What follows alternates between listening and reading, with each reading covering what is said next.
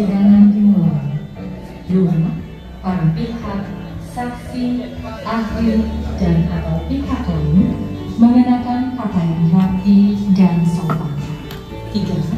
Advokat yang menjalankan tugas sebagai kuasa hukum wajib mengenakan topi. 4. Para pihak, saksi, ahli, dan atau pihak lain bersikap tertib, tenang, dan sopan.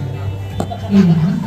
Para pihak, saksi, ahli, dan atau pihak lain menunjukkan sikap hormat kepada majelis hakim. Hari ini agendanya apa ya?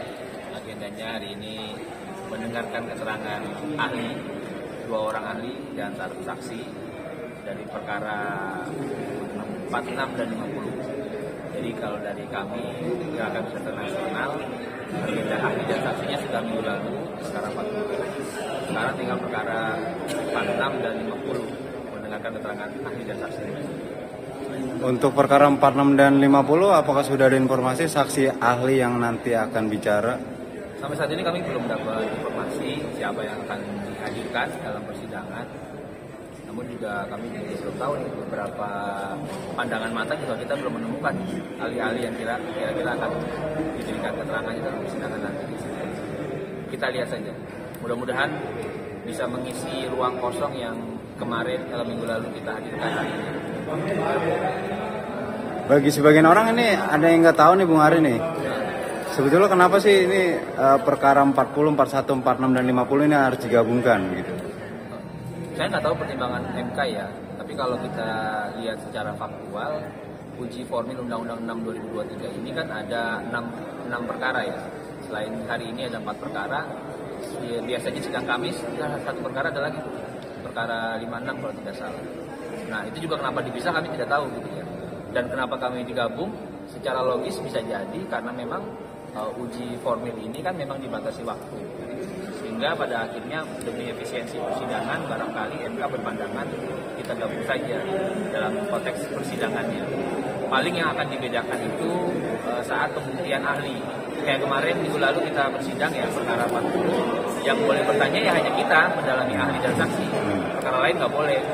Begitu pula mungkin hari ini dalam persidangan perkara 50 dan 46 yang boleh untuk memperdalam keterangan saksi dan ahli bisa jadi hanya pemohon yang menyediakan ahli tersebut, bukan kita. Jadi memang di striknya begitu.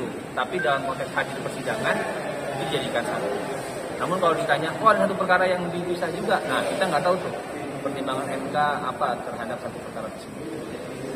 Perkara nomor 40 digugat oleh Gekanas, 41 oleh KSPSI Jumhur. Bukan satu itu oleh KSPSI.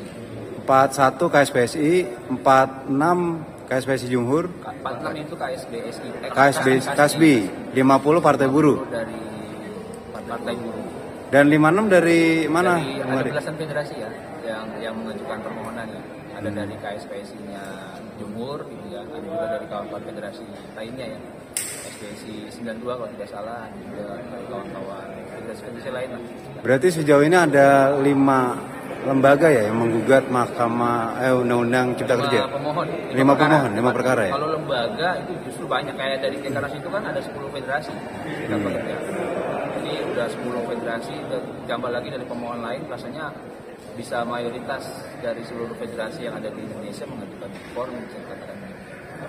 Nah setelah keterangan ahli ini selanjutnya kita akan sidang tahapan apa nih Bung Ari?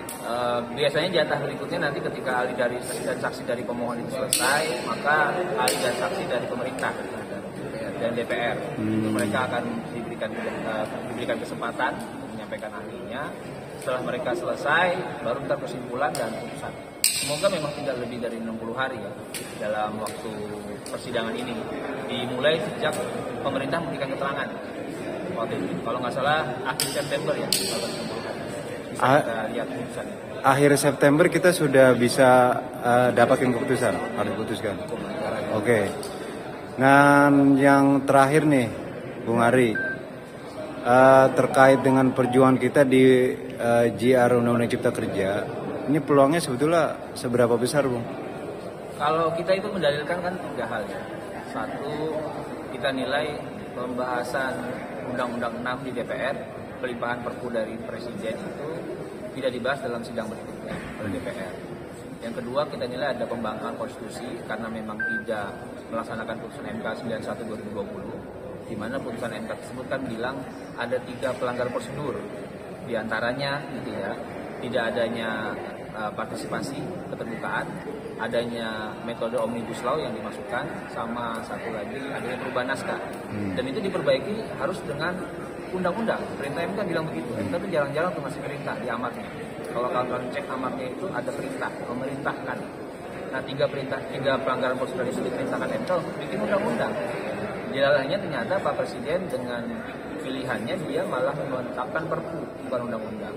Nah, itu yang kita jadikan sebagai suatu pembangkangan konstitusi yang kita ambil frasanya itu pernah dari Ketua MK dalam konteks dia merespon wawancara ketika ada riset yang menyatakan 50% putusan MK tidak dilaksanakan, itu bagian dari pembangkangan konstitusi.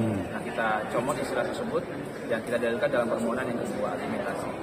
Nah, yang ketiga kita dalilkan juga ternyata tidak pernah ada kekosongan hukum dalam konteks memaknai Perpu. Sehingga pada akhirnya kita bisa buktikan dalam kesaksian minggu lalu dalam pelaksanaan putusan MK 91 2020, prakteknya dalam konteks pemerintahan misalkan penetapan upah minimum maupun praktek perselisihan hubungan industrial terkonfirmasi lagi dari adanya surat dari Mahkamah Agung nomor 5 tahun 2021 gitu ya. Memang tidak pernah ada kekosongan hukum, prakteknya memang tetap menjalankan Undang-Undang 11 2020 yang MK bilang 2 tahun itu mesti diperbaiki, yang kalau sekarang berakhir berarti 25 November 2023. Nah, ketika dalil itu masuk dalam konteks argumentasi formil undang-undang ini, kami sih berkeyakinan tidak ada sanggahan lain yang bisa dilakukan selain memang menyatakan Undang-Undang 6 dinyatakan inkonstitusional. Oke, kemudian ini untuk sidang selanjutnya kan nanti kita mendengarkan keterangan dari pembuat undang-undang ya. Apakah kemudian juga sidang ini masih dibarengin gitu dari keempat perkara? Apa satu dipisah? Kemungkinan besar digabung ya, semuanya ya. Tapi saya nggak tahu pertimbangan nanti hakim MK seperti apa. Kalau memang demi efisiensi seharusnya digabung aja semuanya demi efisiensi karena 60 hari. Tapi mungkin MK punya pertimbangan lain ya, kami nggak tahu. Dan yang jelas kami dari tim kuasa Gekanas siap-siap saja untuk bisa. Berarti memang kewenangan MK ya untuk menggabungkan atau tidak? Ya, yang penting kami meminta agar jangan sampai 60 hari proses persidangan ini terlewati dan jadi alasan pembenar gitu ya, atau alasan sudah terlanjur gitu ya, sebagaimana putusan MK yang kalau kami maknai itu kan ada unsur yang kesannya memang terlanjur, ada aturan pelaksanaannya sudah jalan, kalau nggak dilaksanakan bisa bermasalah gitu ya, sehingga pada akhirnya timbullah istilah inkonstitusional bersyarat itu. Padahal 3 pelanggaran prosedural telah terpenuhi. Seharusnya kalau sudah terpenuhi pelanggaran proseduralnya, nggak ada pilihan lain. Saya menyatakan undang-undang itu bertentangan dengan undang-undang dasar. Dan ini juga terkonfirmasi dari peraturan MK sendiri ya, nomor 2 tahun 2021 ya, tata cara pengujian peraturan undang-undangan yang dinyatakan ketika ada pelanggaran konstitusi, prosedural atau formil, maka nggak ada pilihan lain. Saya menyatakan undang-undang itu. Semoga memang undang-undang itu ketika ditemukan pelanggaran konstitusi nggak ada pilihan bersyarat lagi ya, tapi lebih kepada dinyatakan ini bertentangan atau tidak dengan konstitusi bersyarat.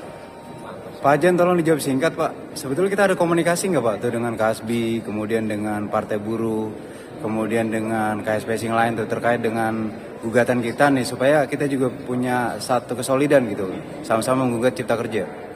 Rasa-rasanya sih kita komunikasi saja sebatas kalau bisa ketemu ngobrol gitu ya. Kalau mengkomunikasikan materi rasanya tidak ada ya. Oke. Bung Guntoro, tekanan massa diperlukan nggak nih Bung?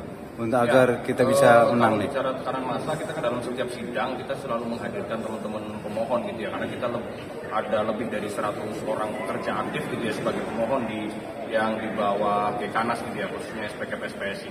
Dan tentu nanti harapannya menjelang putusan segala macam ya pasti kita harus teman-teman harus dihadirkan gitu, terutama anggota SPKP-SPSI yang ada di wilayah dekat dengan Jakarta gitu ya. Karena untuk apa? Untuk membuktikan bahwa kita memang masih menolak terhadap Undang-Undang Cipta Kerja dan minta untuk dinyatakan gitu ya bahwa Perpu yang menjadi undang-undang itu adalah inkonstitusional tanpa syarat.